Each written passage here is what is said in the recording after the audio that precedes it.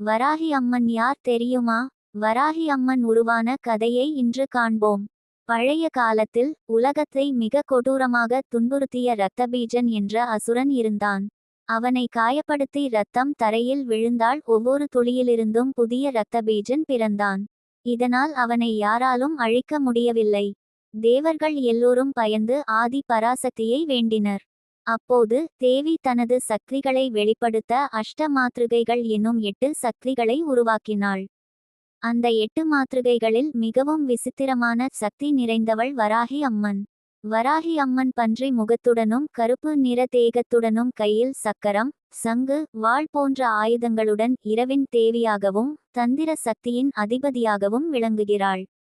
போர்க்களத்தில் இரத்தபீஜனின் இரத்தம் தரையில் விழாமல் வராகி அம்மன் அதை குடித்துவிட்டு புதிய அசுரர்கள் உருவாகாதபடி செய்தாள். இதனால் இரத்தபீஜன் முற்றிலும் அழிந்தான். போருக்கு பிறகு தேவர்கள் அவளை துதித்தனர். வராகி அம்மன் மிகவும் உக்கிரமான சக்தி கொண்டவள். அவள் வழிபாடு பெரும்பாலும் இரவு நேரத்தில் மௌனமாக கட்டுப்பாடுடன் செய்யப்படுகிறது. அவள் பக்தர்களை காப்பவள், எதிரிகளை அடக்குபவள். மந்திர தந்திர யோக சக்திகளின் தாய்.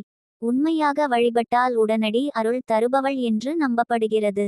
இன்னும் பல கடவுள்களின் கதையும் கோவில்களின் வரலாறுகளையும் சில நிமிடங்களில் காண திருமண மலர்கள் சேனலை சப்ஸ்கிரைப் செய்து கொள்ளுங்கள். நன்றி.